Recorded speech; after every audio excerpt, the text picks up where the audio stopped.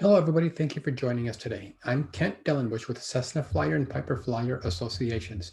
Today we have Kevin Garrison, contributing editor with Cessna Flyer and Piper Flyer, and his conversation today will be Pointless Ovals in the Sky, IFR Holding. Here is Kevin.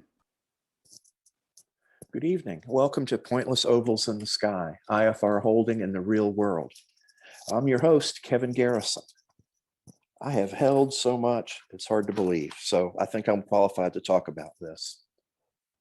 This webinar is brought to you by the Cessna Flyer Association and the Piper Flyer Association.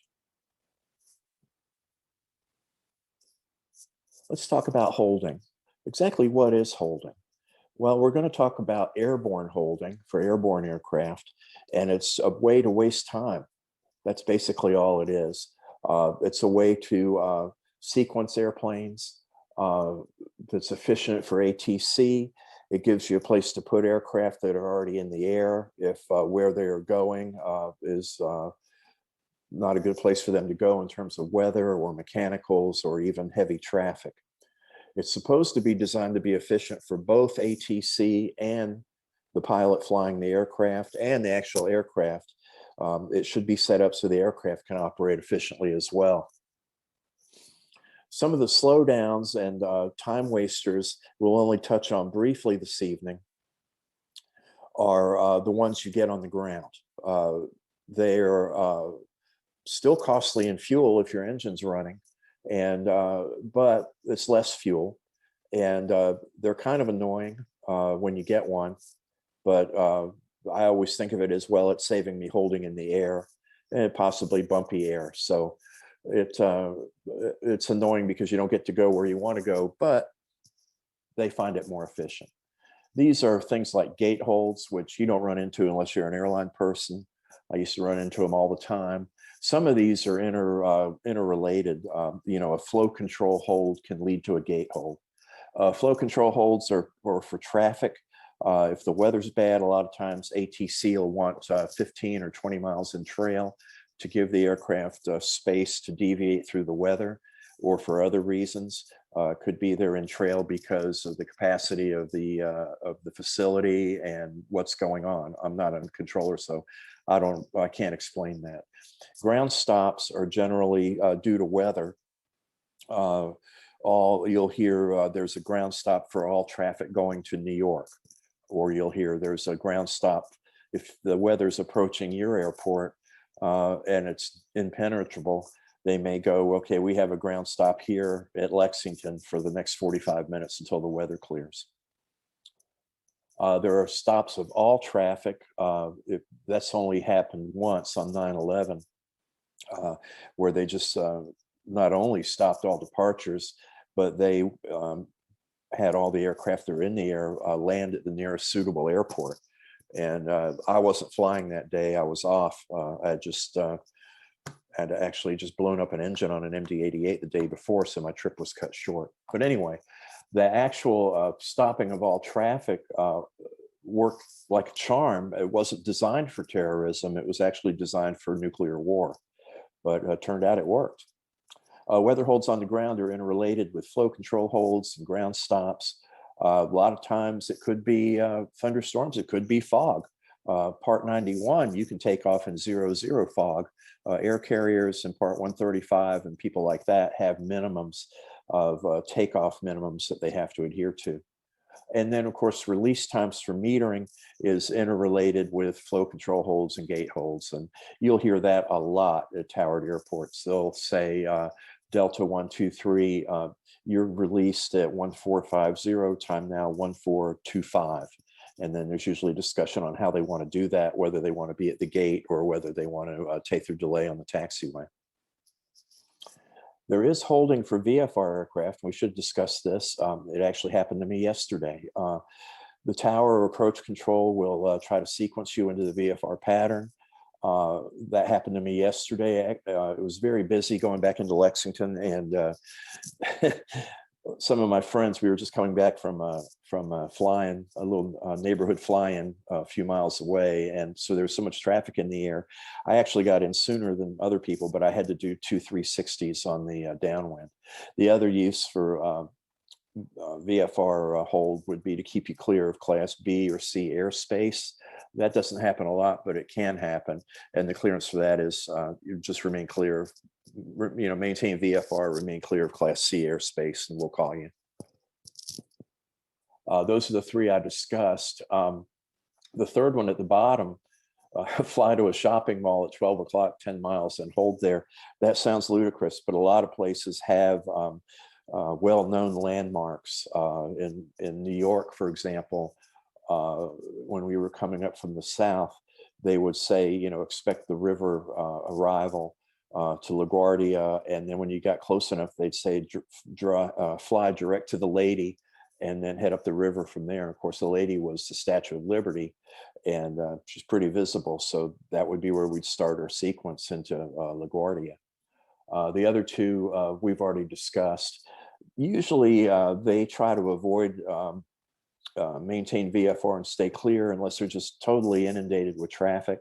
They'll just vector the heck out of you. And the same way on the 360, I was already on the downwind. That's why they gave me the 360. Normally, they would just vector me all over creation to get me in.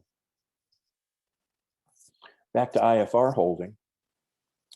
There's a lot of talk about protected holding airspace. And the point I want to get across here is, as pilots, we don't really know the exact dimensions of the holding airspace that they're clearing us into.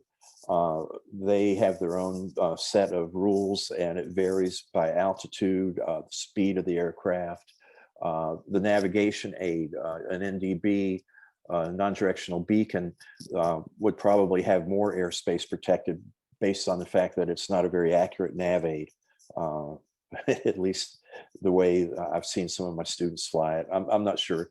I'm trying to think if there is an NDB hold anywhere in the continental United States. I'm sure there probably is, but you don't see them very much anymore. They used to be pretty prevalent back in the old days. If you follow the FAA speed restrictions, which we're going to go over here in a minute or two, that should be adequate to keep you in the holding airspace. Since you have no idea exactly how big it is or how small it is, it's really not your problem, as long as you follow the procedures. And remember that the holding side of the course, the side where you would shoot the where you would do the teardrop entry and where you would do the racetrack pattern, obviously has more airspace to fool with. The parallel, the outbound side, which we'll go over in a few minutes, has less. How much less? I have no idea. Speeds. As general aviation pilots, some of you may be flying jets now. I hope you are, because they're a lot of fun. I fly something really slow now when I fly IFR. Remember, it's indicated airspeed, and I think this is significant because if you're above 14,000, 265 knots, say at, I don't know, 33,000 feet, could be over 400 knots true airspeed. So that means there's a tremendously much bigger area of airspace for the hold. Really, the maximums shouldn't concern you very much as a general aviation pilot. Generally, if you're below 6, you're approaching the airport anyway, and you need to be around 200 knots or less anyway. And if you're flying faster than 200, it shouldn't be too difficult to slow to 200 in most of the general aviation airplanes we fly. But it really shouldn't be a problem. The one thing I've mentioned, and I'll mention this again, is once you get the hold, you don't have to do the maximum. If they're always going to give you an expect further clearance time, and if you're still 30 miles away from the fix, it's okay to probably slow down and save some fuel and some time right there. We'll go over this again, but be sure to tell ATC you want to do that, or even ask them about it, because one of the requirements of IFR reporting is you have to report when your cruise speed changes significantly.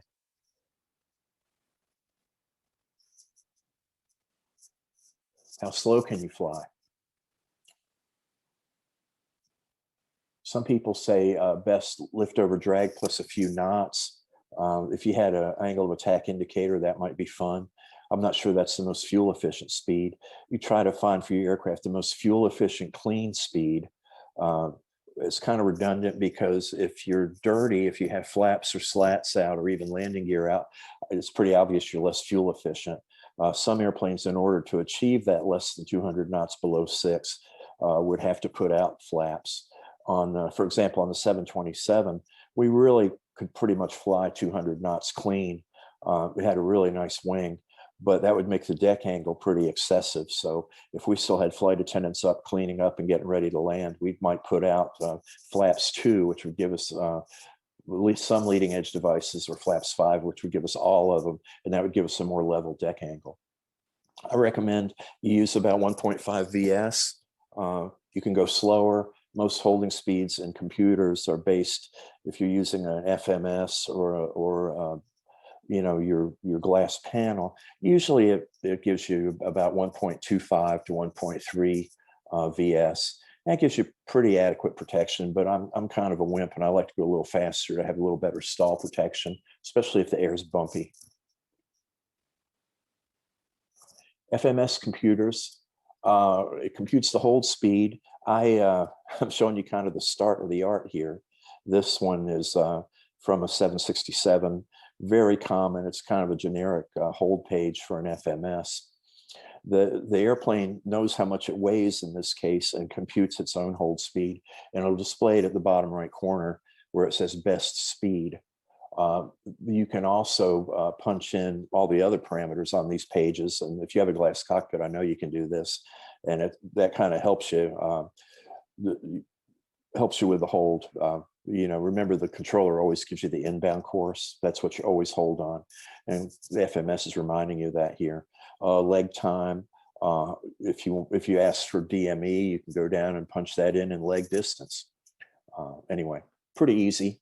Again, start of the art. I'm sure they're much more sophisticated now. Okay, as an IFR pilot, whether you're in VFR or IFR conditions, when your holding requirements, your reporting requirements for your hold are even in radar coverage. There's some confusion about that with people. Just report the time and altitude when you arrive at the holding fix. I got in the habit because some people want to note the time. You don't have to report it exactly when you get there. You could report it when you're outbound in the entry, because you're busy. You're timing and tuning and turning and talking and all that. Generally, when I hit the fix, I just make a quick transmission and say, it's barn burner 123. We're entering the hold at 12,000 at this time. And then that takes care of it. When you're leaving the holding fix, you need to report that too. ATC kind of needs to know that. If they clear you out of holding, you go, okay, we're leaving holding now. And when you're vacating an assigned altitude, this is especially critical if there are more than one airplane in the hold with you. They're generally spaced 1,000 feet above and below you. And it's kind of interesting to hear a controller operate a really complicated stack of holding airplanes. It's kind of a dance, vacating one altitude before clearing the person above them to the lower altitude. Now, getting to the thing that pretty much every flight school in the world talks about all the time. That would be the holding entries. Teardrop, parallel the outbound side, and direct. That's the basic three. They're all wonderful. I use them as best I can. I'll talk about how I figure out how a little bit. But I want you to keep in mind that if you mess them up, or if you find an easier way in the heat of the meet or the spur of the moment, you can do it. There's no FAA requirement that you follow these. All they want you to do is be in the holding airspace at the proper time, at the proper speed. And a lot of people don't believe that. So I copied down the part of the practical tests for the IFR rating that talks about that. And I think I copied it verbatim.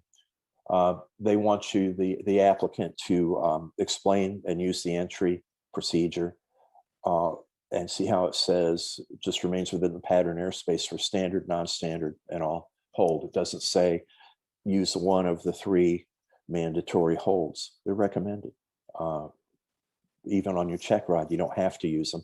I recommend you do because it makes for an easier check ride. You know, when you're on an IFR check ride or a proficiency check, You're not trying to teach the check airman or the check air lady anything. You're just trying to pass and get out of there. The thing about holding entries is it's kind of one of the things that instructors and students glom onto, and each people have weird ways of doing it, or the ways that they think are the best of deciding what kind of entry to use. And I'm sure you've seen them. There's pictures of RMIs with it drawn on there. There's pictures of people's hands. You do something with your hand. There's the 70-degree line. There's all kinds of stuff. And if you want to study those, you can go on YouTube. And I think I found hundreds of them of how to enter holding.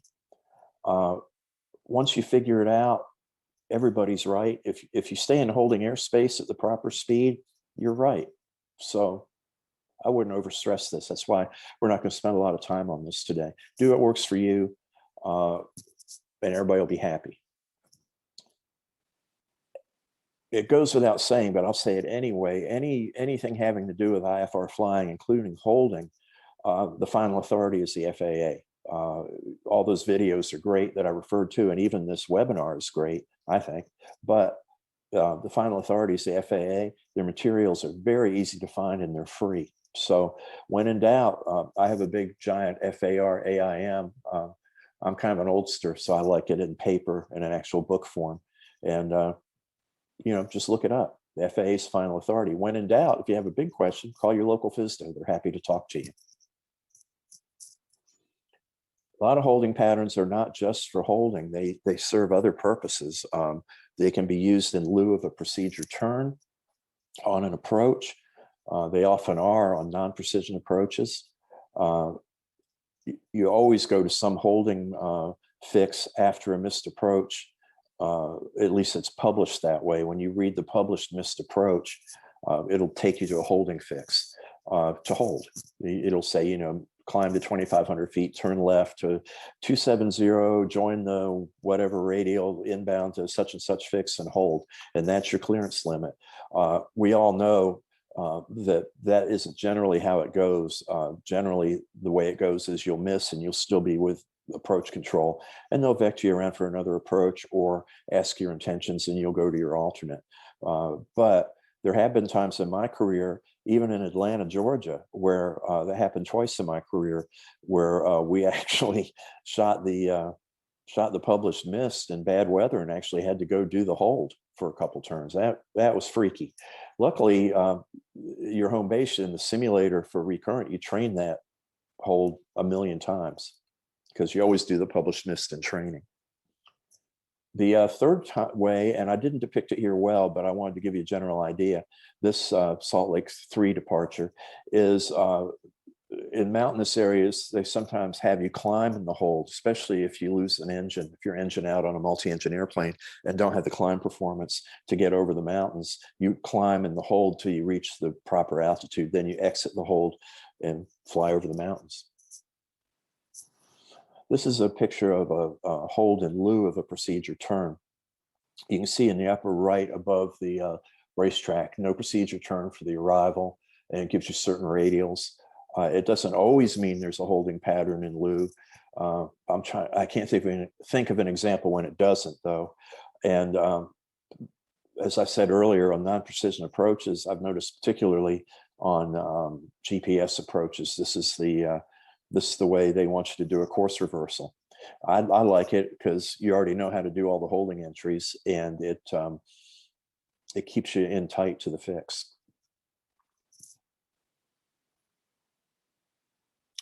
Okay, hopefully I've gotten through all the technical stuff. As I may have mentioned earlier, I'm not trying to teach you how to do a hold because, well, we're not in an airplane.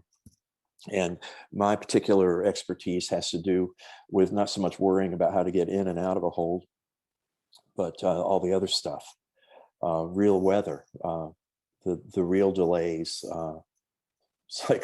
physiological and other problems and safety concerns are what we're going to talk about now.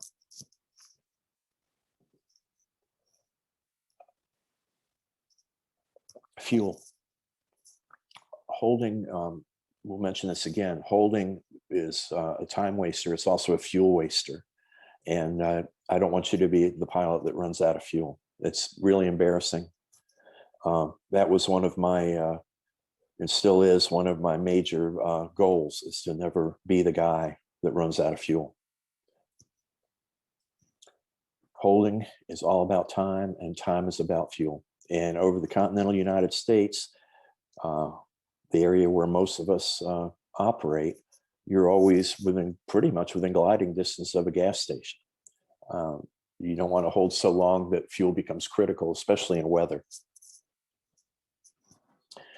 I learned over the years, we were never taught this specifically, but it was kind of common operating procedure that we would arrive at a minimum fuel number if we were given a hold. We would look at our fuel, like we're going to hold over Rome for the Rome arrival into Atlanta. And me and my co-pilot would look at each other, and on the 7-2, the engineer would too. And we'd go, okay.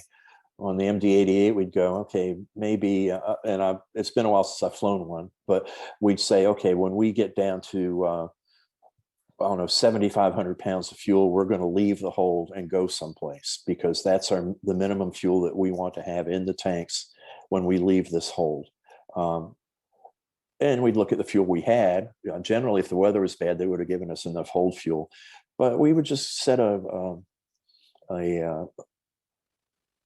place where we knew we were going to have to leave and go someplace else. Then we would plan on where we were going to go when we reached that number.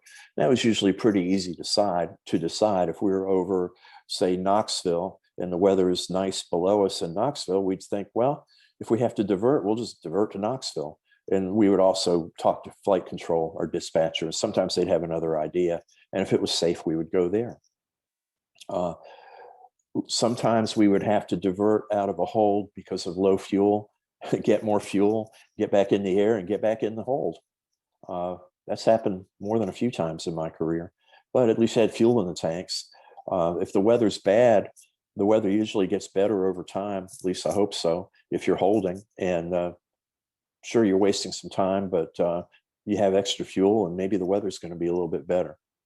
The final point, and this is the biggest point, is, and I've seen this a lot, where pilots rely on ATC and try to get them to make their decisions for them. ATC is not in charge of your fuel. They don't know your fuel state. They don't know how your fuel planning is going. They control a million different kinds of airplanes, and they can't memorize what their fuel burns are. And you're the pilot in command. It's totally up to you. I'm a warrior. It's kind of gotten me through my career, but as you can see, I have gray hair, and I worry a lot. Not obsessively, but I'm always thinking. If I'm given a hold, or I hear other people getting a hold in front of me, I start worrying about it. You know, why are they holding? We'll talk about that in a few minutes, the different reasons. Is this the only hold we're going to have today on our way to our destination? That's happened a lot. They'll hold you at a fix going into a big area like New York or LA. They might hold you over a fix 100 miles out. And you're thinking, okay, we're only going to hold here for 20 minutes, but are they going to hold me again and a third time? You got to put that into your fuel calculations. Again, where are we going to get if we get to that minimum fuel? I'm already thinking about that. The one that I think about, and most of the pilots I know think about, is where is the weather clear in VFR? Hopefully someplace is, if everything around here goes really bad and they shut everything down for a long time, can I divert to a nicer area of weather? Is the weather nicer behind me? Is it nicer to my right or my left? And of course, kind of joking here, but one of the things physiologically, especially in a general aviation airplane without a bathroom, is wow, I wish I hadn't drunk that big soda before we left, because we're not going to get on the ground for a while. ATC can tell you what they know. Sometimes they don't know why you're holding. Sometimes they're just given, especially if it's a center hold, they're just told, hey, you need to hold everybody here. We'll get back to you. Usually, though, they know something about it.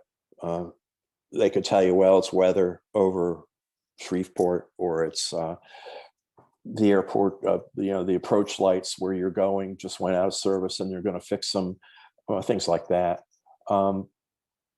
and I talked about the first of a few holes, so I won't go over that again. If you have a dispatcher, and I know probably none of you do, they can look into it for you, but you do have help on the ground. You could call flight service. You might, if you have the ability to do that and still fly the airplane. It's not that important why you're holding, but it is nice to know because it helps you with future planning. If the whole airport is shut down because of a bomb threat or something, well, you might want to start thinking early about diverting. I don't know how long it takes to clear a bomb threat, but I'm assuming it takes a while, and things like that. Going back to fuel, and I know I'm harping on fuel a lot today, because that's your lifeline. You stay alive as long as you have fuel. Your basic IFR fuel requirements, you all remember, are your fuel to your destination. And in parentheses, I put not taking weather deviations into account, which is kind of significant. If you're deviating around a lot of weather and it adds 35 or 40 minutes to your flight, or even 20 minutes, that's 20 minutes of fuel. Do you shoot the approach at your destination, a fuel for a missed approach, and a flight to your alternate, and an approach there. And then plus 45 minutes of cruise fuel, not necessarily climb fuel. It all kind of averages out as you descend to. But it doesn't, if you do 3 approaches at your destination, I think you can see how that impacts your fuel. And at the bottom, I put a rhetorical question. If you've got that fuel and you're going to be a little tight on fuel, and suddenly they're giving you a 55-minute hold, well, that changes your entire outlook on life. Here's a copy of a computer-generated airline flight plan that I found. Specifically, I wanted you to look at the bottom left-hand corner and see that all air carriers and 135 operators and all those kind of people plan for holding. That's a category in their fuel. You see they got the fuel burn. They have a fat alternate. So, I mean, their alternate is like an hour away. So that gave them another 2,400 pounds, which is nice. Because they don't necessarily have to go to that alternate. If there's a closer one that has nice weather, they could go there. The only time you had to go to your filed alternate is if you lost radio communications. And then you can see the hold fuel. That's the part I want you to see. They have 33 minutes of hold fuel or 1,000 pounds. I'd like for you to consider that when you're planning your fuel, to consider the possibility of holding. I know a lot of us, if we're flying 182s or Cherokee 180s or things like that, we pretty much take off with full fuel anyway and have 3.5 to 4 hours of total fuel. And it's usually not a player. Long trips it is. And if you're weight limited and you have to balance fuel against your payload, like airliners do, or even operators of twin engine or some other airplanes, yeah, that's a consideration that I want you to think about. This is what I do when I'm cleared into a hold. I want to slow down early, again with ATC's permission, because we have to report changes in airspeed. Remember, that's one of the required IFR reports. So that's ATC has never refused me that. If I'm 50 miles away from the fix and they clear me in a hold, and I'm doing, well, in an airliner, I'm doing like say 280 knots indicated, and hold speed's 200, they're okay if I slow to like 210 or 220. I've never had them say no to that because it just never comes up. Another thing that I'll mention that was just coming in when I stopped flying transports is sometimes they'll give you the time they want you over the fix and you can avoid the hold altogether. They'll say, can you cross Crab intersection at 1350? And you can plug that into your FMS or into your plans and it'll come up with a cruise speed that'll cross you at that time. You don't have to hold at all. Pretty nice. The second thing I do after I'm cleared into a hold, we discussed it before, have a fuel stop in mind if I need it, think about my alternate and where clear weather is. I personally like to plan my fuel for IFR flights. I still use the 45 minutes, but I want it to be, I can go in a perfect world. I know it's never perfect, but in a perfect world, I want to be able to go to my destination, go to my alternate, and land with some holding in there and some deviation around weather and still have 45 minutes of fuel in my tanks when I touch down. That would make me happy. Having fuel on the ground and not in your tanks does not help you. The other thing I've learned, referring back to where people ask ATC for advice on how to fly, is I'll come up with my plan, and if it's a good plan, and luckily most of my career I had another person up there to talk with me about it. My co-pilot's really smart, very able people, and we would come up with a plan. And if it was a safe plan, we would stick with it, even if others weren't. I've been in situations where other people in my company were deviating to different places for different reasons, and the company wanted us to go there, but we thought our plan was the safer, and we would stick with it. I'm not saying don't change your mind if you find out things change, but don't be afraid to be the pilot in command. You're the person commanding, so command. And now we're going to talk about expect further clearance time or expect approach clearance time. Every holding clearance has an EFC. The controller handbook requires them to give you an EFC. If you don't get an EFC, it's not a proper holding clearance. Barn Burner 3 holdover Lexington VOR as published. Expect further clearance at 0820. That last part of the sentence is required. We'll talk about why you have an EFC here in a second and why it's important. And expect approach clearance or an EAC. I'm trying to remember if I've ever had an EAC. I think when I train students, occasionally we do, and that's only if you're, in my experience, that's only if we were holding over the final approach fix and we were the only ones there. And that way they say, expect approach clearance. And if we lost comm and we got to that time, heck, we were there, we'd shoot the approach. Keep in mind, a hold is a clearance limit. That's as far as you're cleared. Technically, you're not supposed to go beyond a clearance limit. And by the way, if your clearance, even if they don't give you a hold, if your clearance limit is coming up and they haven't cleared you further, they expect you to enter a hold when you get to your limit. You're not supposed to go past your clearance limit. The EFC and EAC are there if you lose communications. That's all they're for. The EFC and EAC have the other benefit of helping you to plan your fuel and your future. If your EFC is 55 minutes away, well, that helps you figure on your fuel. Keep in mind, an EFC and an EAC are changeable. They're the key letter there is E. They're estimated. A lot of times they'll pad the EFC and clear you out a hold 20 minutes before you reach the EFC. If you get to within 5 minutes of your EAC, your EFC, expect further clearance. The handbook says within 5 minutes, if they haven't given you another one or cleared you out of holding, you're supposed to ask for another one. And that happens too. You get close to your EFC and you say, hey, usually controllers are very good about this. When they get close to an EFC, they'll add time and they'll say, okay, sorry, but your new further clearance time is 30 minutes from now. I always consider, if I'm not right in the terminal area, ask what my next fix is going to be. Because if you lose comm, that's where they're going to expect you to go. It's either your expected fix or you're cleared. And there's another whole webinar on what to do comm out, so I won't go too deeply into that today. If you're not given one, a lot of times in training, when I'm training a student, they won't give you one because it's VFR. And even though you're on an IFR clearance, the controller gets a little lax. As a matter of fact, I heard this yesterday, somebody else's student, they were holding over Lexington VOR, and the controller just said, okay, enter the hold as published and call us back when you want to leave. That's not a clear. I mean, they were IFR on a hard clearance. That's not a clearance. Got to have an EFC. When you ask questions, be nice. They're busy.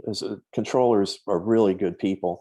If they get in a situation in a terminal area where you've got a controller running a holding fix where there's 8 airplanes or 10 airplanes in the hold, you can almost see the smoke coming out of their ears. They're thinking all the time. And so if you have to ask, be nice. Okay, there are times when you cannot accept a hold clearance.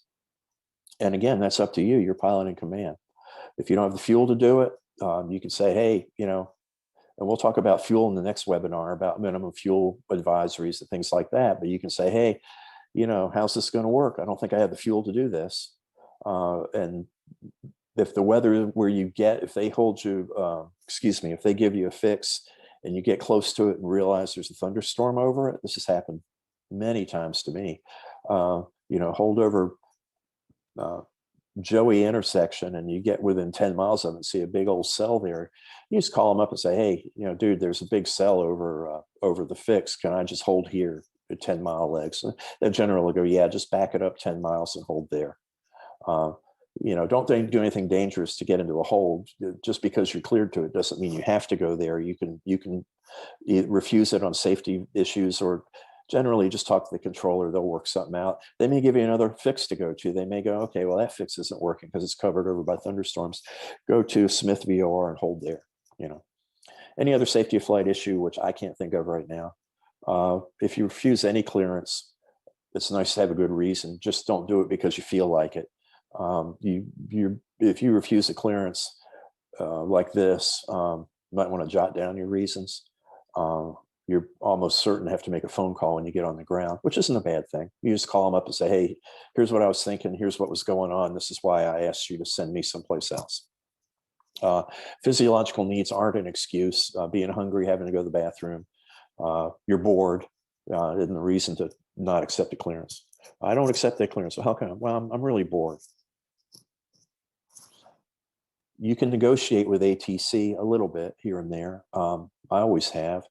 To waive speed requirements. Let's say you're flying well, in my experience, again, I'm an oldster, but you're flying an MD-88 and the clean speed happens to be 209 knots and you're holding below 6,000 feet, and you just call up and say, hey, the best we can do is 210 knots. Could we hold at that speed? A lot of times they'll waive the speed requirement. If you're coming into a hold that's got 1 minute legs, I always get in the habit of just asking for 10-mile legs. Nowadays with GPS and all, almost everybody has the ability to have a DME. In the old days, having a DME was a luxury, but nowadays everybody kind of has it. And 10-mile legs, so if you're doing 120, what's that, 2 miles a minute? So that's 5 minutes inbound instead of 1 minute. And that's way easier to fly than doing all that yanking and banking if they'll allow it. I think I mentioned this later, but when you go for the for the mileage, look at the holding fix first. If it's depicted, if they say hold as depicted, like on a lot of the arrivals, usually it already has a mileage built in, and the controller gets a little snippy because they'll go, hey, usually they'll come back. You'll say, can I do a 10-mile leg? And they'll come back and say, just hold as published. And then you look down and you go, oh yeah, okay. We talked about moving due to weather and talking about the nature of the hold and, hey, how come? What's going on? Oh, a Bonanza landed gear up and they're dragging the wreckage off the runway. It'll be 10 minutes. Most of the time, well, a lot of the times the controller will clear you to a hold and they'll go, here's your EFC, it's 30 minutes from now, but we really only expect you to be a turn or two to get you in sequence. We'll get you in pretty quick. That's not an official EFC, but it kind of makes you relax a little bit. Things you should not ask for. Now, I'm not your mother. You can ask whatever you want, but I recommend you don't ask for preferential treatment. Hey, you don't know who we are. I had the CEO of the company on once, but it wasn't a particularly nice CEO. And back then, they actually tried that to tell me to tell the controllers that we had El Supremo on board. And of course, I refused, but that's just me. If you're declaring an emergency, you're obviously getting preferential treatment. That's the time to do it. Another time, if the controller is not aware, although they ought to be, if you're doing a lifeguard flight, if you're carrying human organs for transplant, things like that, where you have to get in, say that, hey, this is, I don't know if your call sign generally be lifeguard. So, but things like that, you shouldn't try to get too much attention from the controller. If you're not the only person in the air, this guy's busy, or this lady is busy, they're not only talking to you, they're probably talking on the phone to 3 or 4 other sectors. They've got somebody standing behind them that's going to come in a minute, and they're trying to get them up to speed on the situation. They're very busy people. So unless you really need to know something, I'd leave them alone if they're busy. One more reminder, you're the pilot in command. Don't ask them, where should I go? What do you think the weather's going to do? Stuff like that. It's not their job. They're busy enough. Physiological needs, basically hunger, going to the bathroom, things like that. This is a statement I came up with. FAA is not responsible for this, but I have found in my travels that a relief bottle or piddle pack is almost a lifesaver. But also, I'm not even trying to be funny with the last statement. That's one of the reasons I really like flying transports, because I could, in a hold, we generally would stay in the cockpit, but if I had to, I could go get a cup of coffee, go to the bathroom and come back, and the rest of my crew would fly it for me till I got back. So there you are. But there are other needs, and you need to consider them. If you're anticipating getting in on the ground in 10 minutes and suddenly it's going to be an hour from now, and you're hungry, you haven't anything to drink, you've got a really bad headache, or the aforementioned bathroom trip, that affects safety. You're not 100% locked in because you're thinking about how hungry, thirsty, and pain, or have to go to the bathroom you are. You can mitigate that by, I always carry a water bottle in my bag, some granola bars, and I have a little bottle with some Tylenol in it. And I think I mentioned about the other thing. So there you go. Auto flight. This is me personally, and believe me, I came up from General Aviation. I've done, I want to say thousands of hours of flying IFR, flying by hand. I used to fly cancel checks at night in Barons and Navajos and stuff like that, and all kinds of IFR flying by hand without an autopilot. And I'm here to tell you, at my old advanced age, if it's hard IFR, I don't think I'd want to go unless I had some kind of auto flight system or a fully functioning co-pilot, especially in a hold, because you've got a lot of got a lot of brain work to do in a hold, and you also have the physical need to fly the hold accurately. Especially altitude. You want to maintain that altitude, because if there are other people in the hold, you're only separated by 1,000 feet. Finally, the best hold, in my opinion, is the one you don't have to do. I mean, holding costs money, it costs time. It's not hard to do, but it adds to your day. If you don't have to, if you can find a way not to do a hold, don't do it. I don't fly to really busy airports anymore. They're designed to operate big jet airplanes for airliners. They're set up for that. They will accept general aviation traffic. It's fun to go there sometimes, but why would you? If you're going to Atlanta, for example, Fulton County or Peachtree, DeKalb, perfectly good airports, you don't have to deal with Hartsfield. The chance of holding is lessened a little bit too. Go at less busy times. If I want to work with an instrument student, or actually even a student in the pattern VFR in Lexington, I call the tower and go, hey, we're thinking of going flying. Are you guys going to be busy in the next hour or so? And they might go, yeah, we have a big push coming. Why don't you call us back in 30 minutes? Go at a less busy time. Go at an off-brand time. You won't have to hold as much. The final one for me is, and that's the biggest luxury I have now of not being an airline pilot, is if the weather's awful, I can go the next day. If I'm flying and the weather turns awful, I can land and get a hotel room and a nice dinner and watch some TV and fly the next day. You do have the option of not flying. You always have the option of not flying. And then any other ideas you have to mitigate the need to hold. Again, holding's not that hard to do, but it costs money and it's a time waster. That is my presentation. I'd like to thank you for taking part. We're going to go to some questions here in a minute or two.